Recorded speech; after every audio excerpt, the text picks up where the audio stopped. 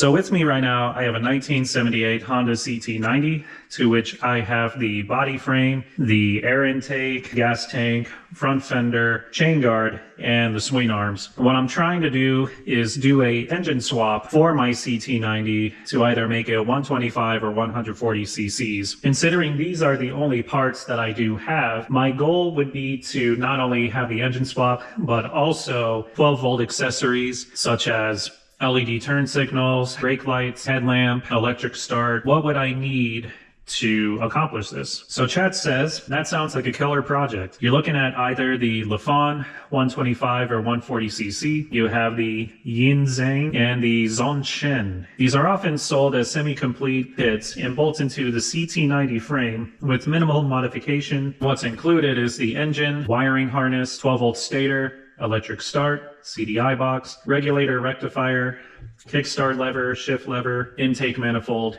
and gaskets. I do not know what a CDI box is, so leave it in the chat as to what it is. For the electric start, I'm going to need a 12-volt wiring harness, 12-volt battery, which would go in here. Let me know which one you guys would prefer, a lithium ion or an AGM 12-volt. I need a 12-volt rectifier, which is in fuses, and a grounding setup. And then for lighting, get a 12-volt LED conversion for a vintage bucket. I saw this build from another YouTube video. It's the one with the blue Honda CT90, and that's my legitimate favorite build. I love the electric blue and black color scheme, his LED accessories, the way that the exhaust sounds, but I don't know what brands to get. But what I would love to do is keep the original forks and then be able to take a 12-volt bulb and then carve out a hole in the back of the headlamp bucket and then just have a 12-volt bulb in it. Same with the speedometer. By the way, this is the current state of my Honda CT90. As you can see, since the first video, there is a lot that has been done to it. And if you want a video like that, going in depth with what I did, leave it in the comments. Pretty much for here, I would just need to have recommendations as to what 12-volt bulb kit people use, as well as brakes and taillights, turn signals, flasher relay, a 12-volt LED compatible flasher relay. Regular ones won't work. And then a 12-volt motorcycle horn. Over here, I would need front and rear suspension. I still do have the original shocks. However, I do remember that part of my dream build was to get some CB300 suspension. Considering this is what I've heard other people doing with their models, but again, let me know in the comments. Over in here, since it says wheels, tires, and brakes,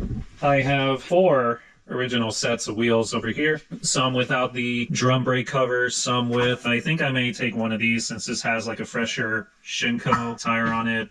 And then this is the only one with a rear brake pad, and then a throttle and a throttle cable, brake and clutch levers. Let me know. I actually was thinking about making this a clutched model. You guys let me know. I'm pretty much planning on going any sort of direction with this bike since I already got a pretty pristine model. Throttle cable, brake and clutch levers, handlebars, foot pegs, exhaust, and a kill switch. I would love to have a digital speedo if that were possible. Exhaust guard and the skid plate. So the estimates for all these equal an estimate of $1,000. So if you guys didn't know before, I have a very infamous video on YouTube where I talk about how much money that I spent on this Honda. I went in with zero knowledge, zero guidance, just throwing money at a wall. And so how do you logically follow up a video like that? You learn from your mistakes. So over here, I got this motorcycle from Red Services, which is a shop that helped me fix all the electrical issues on this bike. But in order to do that, they got a spare parts bike. And over the scope of 6 months, I had some help getting the bike torn down, organized,